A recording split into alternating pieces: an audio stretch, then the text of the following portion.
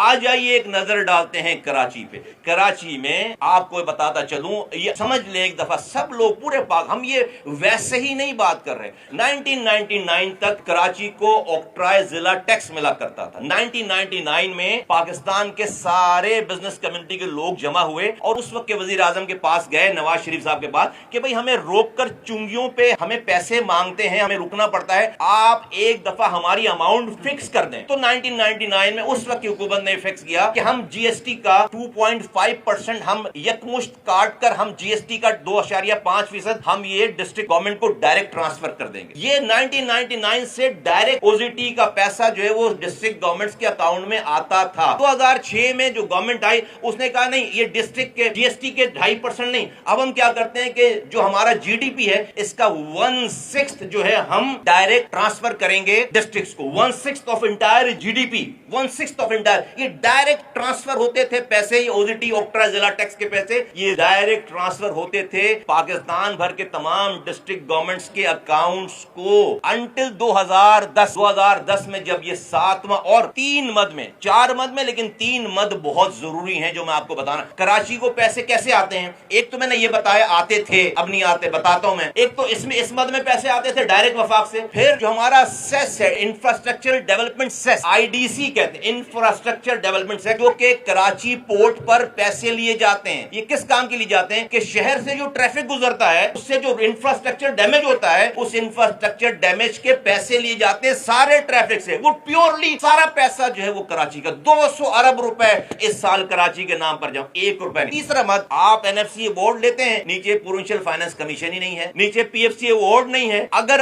आज इस वक्त आज की पॉपुलेशन के हिसाब से, जो कि सही नहीं है, कराची की पॉपुलेशन सिंध की पॉपुलेशन का 37.8% है, तकरीबन 38% है, हम तो 55% से ज्यादा है। लेकिन मैं चले आज मैं वही बात करता हूं जो कि कागजों पे लिखा हुआ है। 37.8% कराची की आबादी है सिंध की आबादी का, तो हमें प्रोविंशियल एडीपी से वो हिस्सा मिलना चाहिए, प्रोविंशियल फाइनेंस कमीशन से वो हिस्सा। अगर ये हमें ये हिस्सा मिले 372 अरब, 372.7 अरब हमें इस साल मिलने चाहिए, क्योंकि हमारी जो प्रोविंशियल एडीपी है वो 1018 अरब रुपए की प्रोविंशियल एडीपी है। इस साल की जो प्रोविंशियल एडीपी उसका जो है 37.8%, वो 372.7 अरब रुपए बनते हैं, 200 अरब रुपए बनते हैं हमारे आईडीसी के, सेस के, जो पोर्ट में हमारे नाम पे जमा हो रहा है, और ओजीटी के, जो ओजीटी है हमारा, जो कि फिक्स डायरेक्ट ट्रांसफर है, जिसको आप कहते हैं फिक्स डायरेक्ट ट्रांसफर, ये कहलाती है डीआरजीओ। इस नाम पे जो डायरेक्ट ट्रांसफर पहले होता था, जो कि पूरे मुल्क के जीडीपी का 1/6 है, ये अमाउंट बनती है तकरीबन 222 अरब रुपए। वफाक ने दे दिए हैं सूबों को, लेकिन ये जो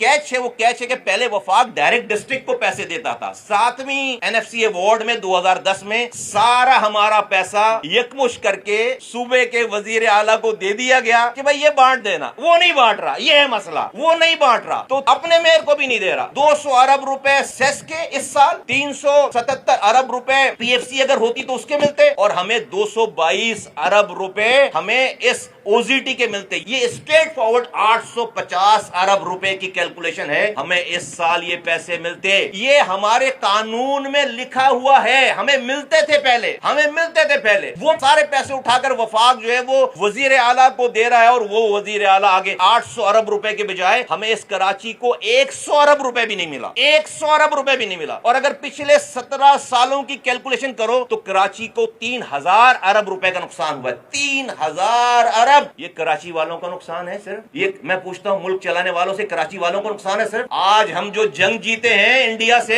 ये जो जहाज उड़े हैं, इस जहाज के उड़ने में कराची वालों के खून पसीने की कमाई शामिल नहीं है। आज जो मुल्क तरक्की कर रहा है पंजाब से लेकर गिलगित बल्तिस्तान तक, इसमें कराची वालों के पैसे शामिल नहीं है। आज हमारे मुल्क में जो कुछ हो रहा है इसमें कराची वालों के पैसे शामिल नहीं है। और अगर ये पैसा कराची को आता तो हम अपने पास रख लेते, हम इस मुल्क को आईएमएफ के चुंगल से बाहर नहीं निकालते। कल को इस मुल्क में जो खतरात हैं उसके लिए उसको मुल्क को पैसे नहीं चाहिए, कब तक आईएमएफ देगा? ये जो दूध देने वाली गाय है कराची, इसको जब तक चारा आप नहीं खिलाओगे इससे दूध कब तक निकालोगे? आज यहाँ पीने का पानी नहीं है, सीवरेज का इंतजाम नहीं है, कचरा उठाने वाला कोई नहीं है, रात में लाइट नहीं, सुबह गैस, कोई पुरसान हाल, शहर धूल मिट्टी से अटा हुआ है सारा। इसलिए इस आईनी तरमीम की जरूरत पड़ी है। मेरे पाकिस्तान के मेरी माओ बहनों बुजुर्गों, कोई शौक नहीं है, सिर्फ अपने हुकूक जो ये लोग لوگ کہتے ہیں کہ بھائی یہ تو صوبائی مسئلہ ہے. میرا سوال ہے پھر یہ اگر صوبائی صرف صوبائی مسئلہ ہے لیکن صوبے بھی کسی آئین کے تحت چل رہے ہیں نا. یہ صوبوں کو یہ اختیار دیا کس نے؟ آرٹیکل 140A نے. اگر صوبائی سے مسئلہ ہے تو آرٹیکل 140A پاکستان کے آئین میں کیا کر رہا ہے؟ وفاق میں کیا کر رہا ہے؟ آرٹیکل 140A کیوں پڑھا ہوا ہے ابھی تک؟ نہیں ہونا چاہیے کہ بھائی یہ مسئلہ ہی نہیں ڈسکس ہی نہیں کرو. ہم تو اسی آرٹیکل 140A کی جو کہ وربل تشریح کریں تو ہماری ساری بات مانتے ہیں لیکن جب دینے کی بات آتی ہے تو ہماری ایک بھی بات نہیں مانتے. ہم کہتے ہیں جو بات تم وربل مانتے ہو وہ میرے سائن میں لکھ دو. اور ہم نہیں کہہ رہے یہ پنجاب کہہ رہا ہے، پورا پنجاب. ہم نہیں کہہ رہے ملک کا وزیر اعظم کہہ رہا ہے. ہم نہیں کہہ رہے پاکستان کی فیڈرل کیبنٹ کہہ رہی ہے. ہم نہیں کہہ رہے پاکستان کے کیبنٹ کے وزیر کہہ رہے ہیں اور اپوزیشن میں بیٹھی ہوئی پارٹیاں کہہ رہے ہیں. میں ایم کیو ایم کو خراج تحسین پیش کرنا چاہتا ہوں، داد دینا چاہتا ہوں، کارکنوں کو داد دینا چاہتا ہوں. تمہاری جد و جہد کی وجہ سے آج ملک بھر کے کونے کونے میں جو لوگ ہمیں جانتے بھی نہیں ہیں ان کے بھی ڈور اسٹیپ پہ اختیارات اور وسائل ان کی اپنی حکومتوں کی چنگل سے چھڑا کر ہم تمہارے ڈور اسٹیپ پہ دینے جا رہے ہیں. اس میں ایم کیو ایم کے علاوہ کوئی اور دوسرا نام ہی نہیں ہے. تو آج یہ ہماری جد و جہد کی وجہ سے اللہ کا شکر ہے میں نے آپ کو بتایا نہیں دکھائی بات کہ کب سے شروع ہوئی ہے بات. یہ تو وہ ہے جب بھائی ایک دن میں تو یہ سارا کچھ نہیں بنا لیا ہوگا نا، سالوں لگے ہوں گے اس کو بنانے میں، پھر بنا کر پریزنٹ کرنے میں، پھر اس کی جد و جہد کرنے میں. پھر پاکستان کی تاریخ میں پہلی دفعہ ایم کیو ایم کی تاریخ میں پہلی دفعہ کہ ایم کیو ایم صرف ایک نکاتی ایجنڈے پہ گئی ہے اور ہٹی نہیں، اپنے موقف سے ہٹی نہیں ہے. ورنہ یہ کہیں وزارتیں اور صدارتیں اور ٹھیکے اور چیزیں لے کر کب کی گم ہو چکی ہوتی. ہمارا دشمن بھی ہم پر الزام نہیں لگا سکتا، تو یہ میں نے آپ کے سامنے یہ پورا نقشہ رکھا ہے کہ ہم کر کیوں رہے اور ہمارا نقصان کیا ہو رہا. اور میرا نقصان نہیں ہو رہا، پاکستان کا نقصان ہو رہا. ہم چاہتے ہیں ہم اور زیادہ کمائیں، اپنی پاک فوج کو اور زیادہ مضبوط کریں، اپنی ایئر فورس کو اور زیادہ مضبوط کریں، اپنی بحری فورس کو اور زیادہ مضبوط کریں. ٹیکنالوجی چاہیے. دشمن کھڑا ہے، ہر بارڈر پہ لڑائی چل رہی ہے، کہاں سے آئیں گے پیسے؟ اور لوگوں کو پاکستان کی فوج کے ساتھ کھڑا کریں. آج انڈیا ہمارے اس قوم کی انہی محرومیوں کا فائدہ اٹھاتا ہے. آج جو اس نے پروکسیز بنا رکھی ہیں، خدا کی قسم یہ کسی دروازے سے، کسی گٹر کے کھلے ہوئے ڈھکن میں اس کے بچے کے گر جانے کی وجہ سے شروع ہوتی ہے، کسی کے گھر میں پانی نہ ملنے کی وجہ سے شروع ہوتی ہے، کسی باپ کے سامنے اس کے بچے کو اسٹیشن پہ سرکاری اسپتال میں تڑپ تڑپ کر مرنے کی وجہ سے شروع ہوتی ہے. اس محرومی سے پاکستانیوں کو اس کوگمائر سے نکالنا ہے، سب لوگ ساتھ. اور میں پاکستان کے تمام اداروں کا میں بہت شکر گزار ہوں کے بہاف پر کہ مجھے پتا ہے کہ کہاں سے سپورٹ ہے. میں بہت ہی مؤدبانہ گزارش کے ساتھ میں پاکستان پیپلز پارٹی کے اپنے دوستوں کو کہنا چاہتا ہوں، ہو گیا جو ہونا تھا. ہم ماضی کی شکایت نہیں کرتے. ہم کہتے ہیں کہ آئیے اپنے لوگوں کو بلائیے، کیمرے لگائیے، کوئی بند کمرے میں چھپ کر بات نہیں کرتے. آپ جیسے چاہیں، جہاں چاہیں، جس وقت چاہیں آئیے. ہمارا اس میں کچھ بھی نہیں ہے، آپ کا میئر ہے، سندھ بھر میں آپ کی حکومت ہے، ڈسٹرکٹ گورنمنٹ بھی آپ کی ہوگی. ہم تو لاڑکانہ کے اختیارات کی بات کر، ہم تو سکھر کے اختیارات کی بات کریں، ہم تو کشمور کے اختیارات کی، آپ ہی کے لوگوں کے اختیار. ابھی تو ایم کیو ایم نہیں جیتنے جا رہی لاڑکانہ، سکھر، نواب شاہ، خیرپور، ہم تو نہیں جیتنے جا رہے. تو آپ ہی کے لوگوں کو، اور آپ اس کے چیمپئن بنے. آپ اس 28ویں ترمیم میں اس لوکل باڈی کے ریفارم کے چیمپئن بنے جیسے آج آپ 18ویں ترمیم کے چیمپئن بنتے ہیں. اس سے آپ مضبوط ہوں گے. کسی کا نقصان نہیں ہے، سب کا فائدہ ہے. ہاں جب لاڑکانہ کو اختیارات ملیں گے تو میرے بھی لوگوں کو اختیارات مل جائے. آج تو آپ کا میئر ہے، حیدرآباد میں آپ کا میئر ہے، آج تو ہمارا میئر بھی نہیں ہے. تو ہمیں تو اس سیاست سے کوئی غرض نہیں ہے. اس آئینی ترمیم میں کراچی، حیدرآباد کی، سکھر کی، میرپور خاص، نواب شاہ کی بات نہیں ہو رہی ہے. پورے پاکستان کے ایک چپے کی بات ہو رہی ہے. یہ پاکستان کا مقدمہ ہے. لیکن اگر یہ بات نہیں سنتے یا نہیں مانتے، ہماری بات پہ توجہ نہیں دیتے، تو میں بہت ہی مؤدبانہ